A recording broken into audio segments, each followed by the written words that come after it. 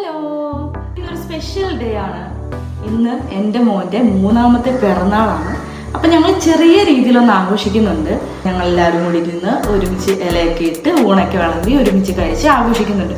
അപ്പം ഞാൻ ചെറിയ രീതിയിൽ ഒരു സദ്യ ഉണ്ടാക്കാൻ പോവാണ്. പതുക്കെ സദ്യ പ്രിപ്പറേഷനിലേക്ക് കയറിയാലോ. ഒരു കഷ്ണങ്ങളൊക്കെ ഞാൻ ഓൾറെഡി അരിഞ്ഞ് വെച്ചിട്ടുണ്ട്. അരിഞ്ഞ് ഫ്രിഡ്ജിൽ എടുത്ത് വെച്ചിരിക്കുകയാണ്. അപ്പോൾ എനിക്ക് ഇന്ന് പ്രിപ്പയർ ചെയ്യുമ്പോൾ കുറച്ചുകൂടെ എളുപ്പമാണ്. അവിയൽ, സാമ്പാർ, നമുക്കിത് പതുക്കെ ക്ലോസ് ചെയ്യാം. സാമ്പാറിനുള്ള തുമര ഓൾറെഡി ഞാൻ വേവിച്ച് വെച്ചിട്ടുണ്ട്. അടുത്തത് സാമ്പാറിൻ്റെ കഷ്ണങ്ങൾ ഇടുക, വെള്ളം ഒഴിക്കാം. ഇനി നെക്സ്റ്റ് സ്റ്റെപ്പ് എന്ന് പറഞ്ഞാൽ മുളക് പൊടി, മല്ലിപ്പൊടി, സാമ്പാർ പൊടി, അങ്ങനത്തെ എല്ലാ ഐറ്റംസും ഇടുക, ചേർക്കുക, വേവിക്കുക. അതാണ് സാമ്പാറിൻ്റെ പരിപാടി. പിന്നെ നമ്മൾ കടുകും കൂടെ വറുത്താൽ തീർന്നു. അതാണ് എൻ്റെ സാമ്പാർ കേട്ട. ഈശ്വര, മിന്നിച്ചേക്കണ ഞാൻ ആദ്യമായിട്ടാണ് സദ്യയൊക്കെ ഉണ്ടാക്കുന്നത്. ഞാൻ വീട്ടിലെ സാമ്പാർ, അവിയൽ അങ്ങനെ നമ്മൾ വീട്ടിൽ ഡെയിലി കഴിക്കാനുള്ളതൊക്കെ ഉണ്ടാക്കുന്നുള്ളൂ. അല്ലാണ്ട് ഒരു സദ്യക്കൊന്നും ഞാൻ അങ്ങനെ പ്രിപ്പയർ ചെയ്തിട്ടില്ല. ആദ്യമായിട്ടാണ്. ലെക്സി എങ്ങനെയാണെന്ന് നോക്കാമല്ലേ. സെറ്റായാലും സാമ്പാർ ശരിക്കും ആയിട്ടുണ്ട്. ഈ കടുകും കൂടെ വറുത്ത് ചേർത്താൽ സാമ്പാറിൻ്റെ പരിപാടി കഴിഞ്ഞു. സാമ്പാർ സെറ്റായിട്ടുണ്ട്. ഇനി നെക്സ്റ്റ് നമ്മൾ ഉണ്ടാക്കാൻ പോകുന്നത് അവിയലാണ്.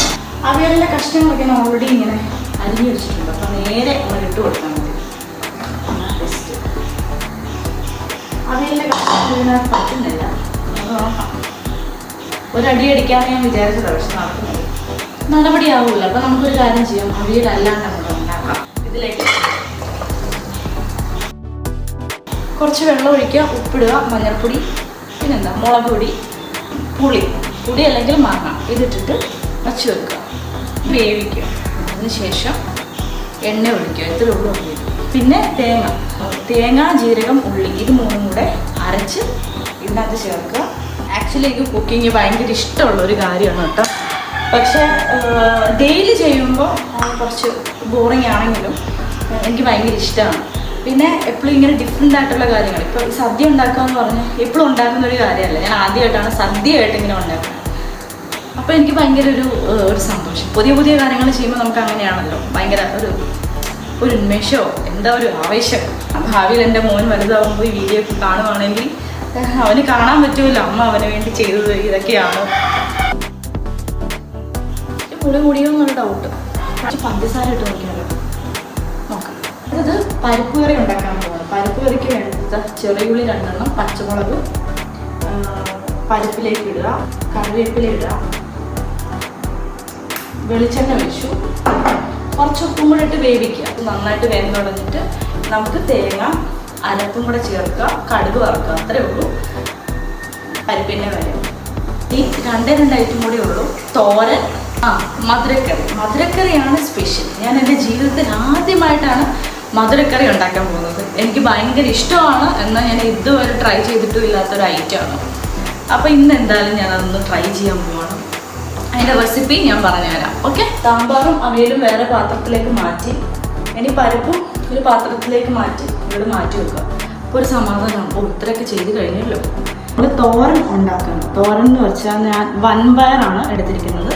അപ്പോൾ വൻപയർ കുക്കറിലാക്കി അടിച്ച് അപ്പോൾ നന്നായിട്ട് വെന്ത് കിട്ടുമല്ലോ. പിന്നെ അതൊരു മെഴുക്കുവരട്ടിയാക്കി എടുക്കുക, അല്ലെങ്കിൽ തോരനാക്കി എടുക്കുക. എന്താണ് അപ്പോൾ തോന്നുന്നത് അത് ചെയ്യാം.